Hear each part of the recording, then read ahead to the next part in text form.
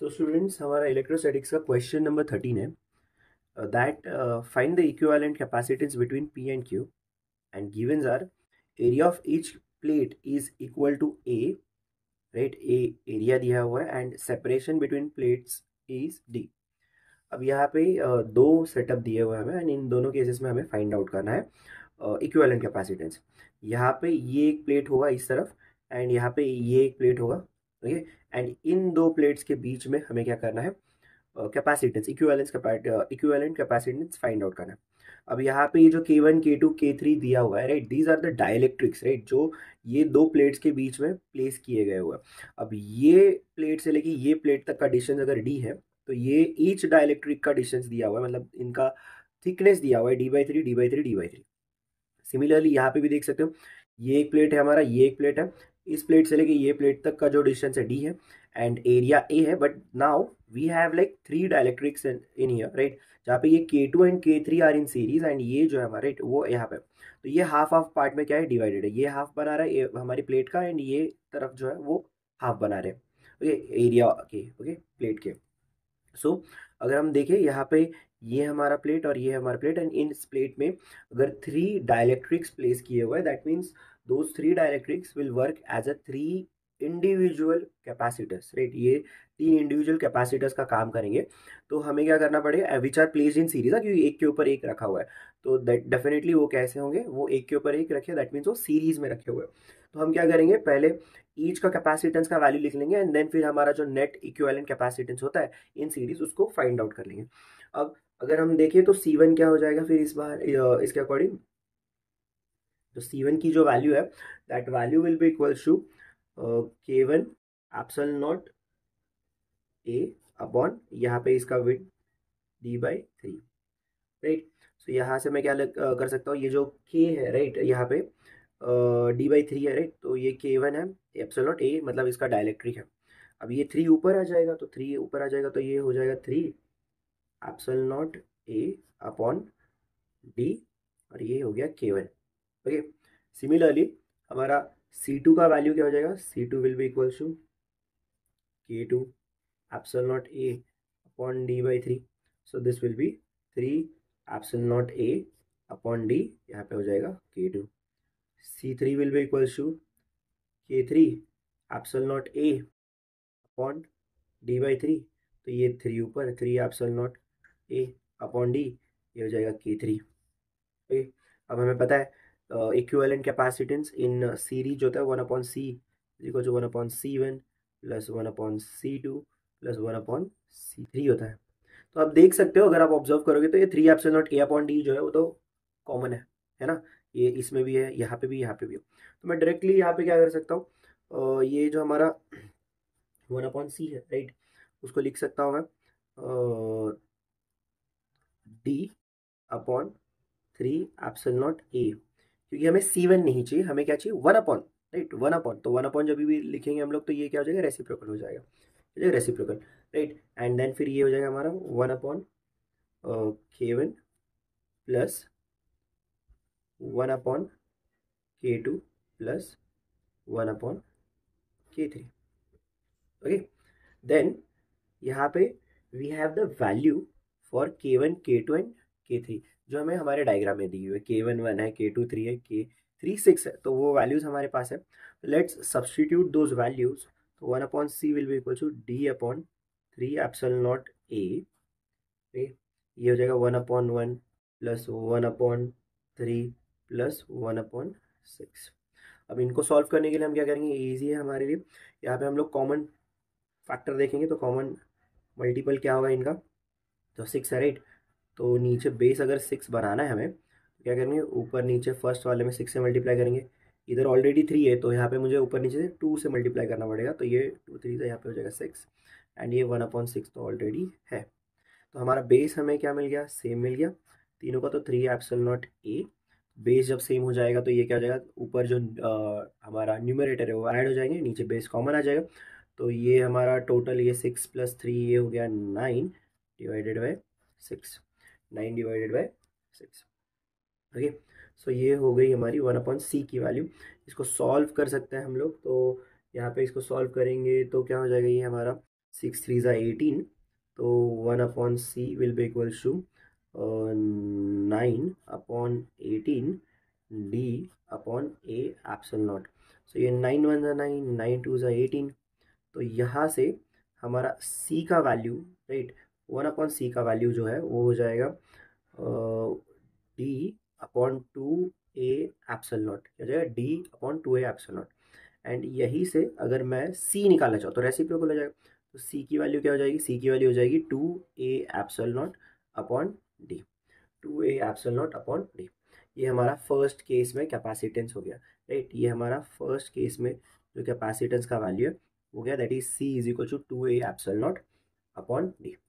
ठीक है, अब हमें क्या करना है, ये जो हमारा केस है, राइट, यहाँ पे हमें net equivalent capacitance find out करना है। अब यहाँ पे देखो, ये इंटायर ए है, यहाँ पे भी है, एंड ये प्लेट और ये प्लेट, राइट, जो हमारे पॉइंट्स है पी एंड क्यू, उनके बीच में डिस्टेंस टी है, चलो ठीक है।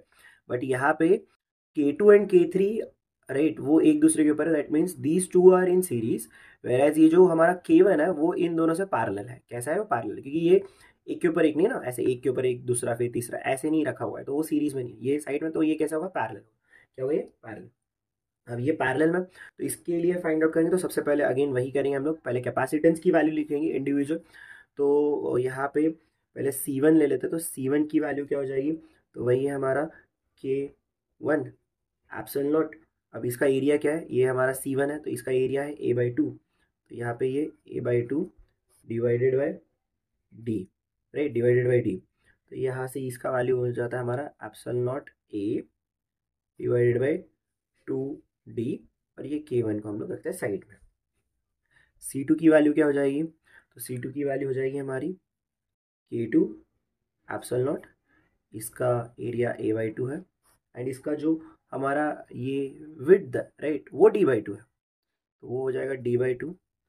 तो यहाँ से इसकी वैल्यू हो जाएगी एप्सिलॉन नॉट, ये 2 विल गेट कैंसल्ड आउट, ये एप्सिलॉन नॉट a अपॉन नीचे हो जाएगा हमारा ये d इंटू, ये लिख देते हैं हम लोग K2। ओके, उसके बाद नेक्स्ट है हमारा C3 की वैल्यू क्या हो जाएगी, तो ये हो जाएगा K3 एप्सिलॉन नॉट, अगेन इसका भी एरिया वही है a/2 डिवाइडेड बाय विड्थ है उसका d/2, राइट। तो ये हो जाएगा सेम वही ऊपर जैसे हमने लिखा हुआ है, epsilon not a upon d into K3 हो जाएगा। अब अगर आप ऑब्जर्व करोगे तो एज ए सेड ये दोनों सीरीज में, तो हम लोग क्या करेंगे, पहले ये दोनों का ना net equivalent series capacitance find out करेंगे, एंड देन फिर ये चीज को यहाँ पे पैरेलल कॉम्बिनेशन में ले लेंगे। यहाँ पे जो नेट इक्विवेलेंट ये सीरीज का मिलेगा उसका, और फिर ये पैरेलल का कॉम्बिनेशन लेंगे, ये हमारा जो C1 है उसका। ठीक, तो अब हम लोग क्या करेंगे, पहले C2 एंड C3 का सीरीज कॉम्बिनेशन देख लेंगे। तो यहाँ पे 1/c ले लेते हैं, हमें पता है सीरीज में कॉम्बिनेशन होगा, तो ये C2 1/c2 प्लस 1/c3 हो जाएगा। और इसी को अगर हम लोग थोड़ा सिंप्लीफाई करें तो ये C3/c2, C3 plus C2 sorry, into upon C2 into C3 हो जाएगा। एंड वहीं पे अगर C की वैल्यू फाइंड आउट करने जाए तो C की वैल्यू हो जाएगी C2 into C3 upon C3 plus C2। अब इसको सॉल्व करेंगे बच्चा लोग, बट देखो अगर C2 और C3 को अगर हम ऑब्जर्व करें तो उसमें epsilon not a upon d जो है दोनों में कॉमन है, सेम है।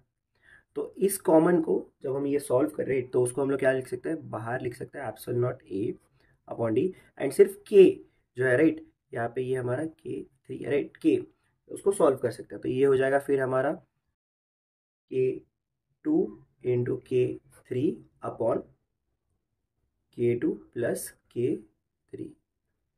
ओके, क्योंकि epsilon not a upon d तो क्या होने वाला है, हमारा कॉमन बाहर निकलने वाला है।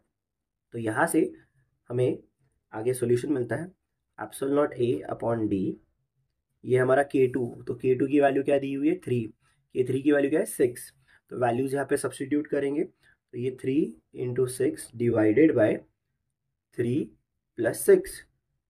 तो यहाँ से अगर इसको सॉल्व करेंगे तो ये 6 3 हमारा 18 प्लस ये 9, तो 9 हो जाएगा। तो ये पूरा सॉल्व करोगे तो आपको ये मिलेगा 2 epsilon not a upon d, क्योंकि ये 18 हो जाएगा, नीचे 9, 9 1 9, 9 2 18, तो 2 epsilon not a by d। ये हमें ये सीरीज का कॉम्बिनेशन मिला हुआ है, किसका, ये सीरीज जो है, राइट, कैपेसिटेंस उनका। अब ये और ये हमारा कैसा है, पैरेलल में, और पैरेलल में डायरेक्टली क्या होता है, ऐड होते जाता है।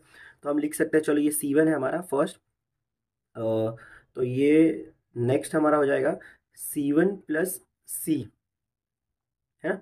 C1 प्लस सी जो है राइट वो हो जाएगा उसके बाद तो C1 जो है उसका वैल्यू क्या है, एप्सिलॉन नॉट ए 2d K1, तो इसको लिखता है एप्सिलॉन नॉट ए 2d K1 प्लस अभी हमने C की वैल्यू फाइंड आउट की है which is 2 epsilon naught A upon D, ठीक है, 2 epsilon naught A upon D.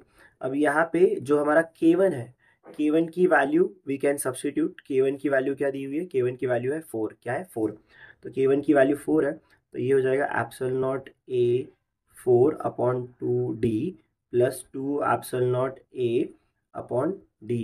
ये 2 1 2 2 2 4, तो यहाँ पे बचेगा ये हमारा 2 epsilon naught A upon D plus 2 epsilon naught A upon D.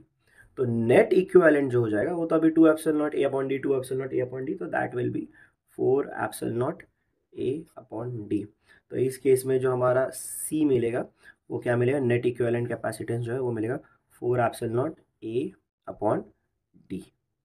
Okay, so very easy question right, and बहुत ही बेसिक लॉजिक लगाना है हमें राइट। जब भी हमें ऐसे एक के ऊपर एक डायलेक्ट्रिक्स प्लेस्ड मिलेंगे तो वो हमें as a capacitor, individual capacitor consider करना एज वेल एज सीरीज में आएंगे। एज अब जब अगर ऐसे साइड बाय साइड दिख रहे हैं हमें कैपेसिटर्स राइट, अगर ये पॉइंट्स अगर इस तरफ होते पी एंड क्यू राइट, तो फिर ये सीरीज हो जाता, बट ये पॉइंट्स इस तरफ है, तो यहाँ पे ये प्लेट हमारी इधर है, इधर एक प्लेट है, इधर एक प्लेट है, जैसे मैंने स्टार्टिंग में ही बोला था। तो दैट्स वाई फिर ये कैपेसिटर एंड या मतलब या फिर ये डायलेक्ट्रिक और ये जो दो डायलेक्ट्रिक है वो कैसे हो जाएंगे, पैरेलल हो जाएंगे। ओके, स्टिल अगर आपको कोई भी डाउट आता है इस क्वेश्चन में तो आप मुझे पूछ सकते हो कमेंट सेक्शन में, I will definitely answer your question. तो मिलते हैं अब नेक्स्ट वीडियो में। Thank you for watching, and if you like the content which I am making for you then please do subscribe to this channel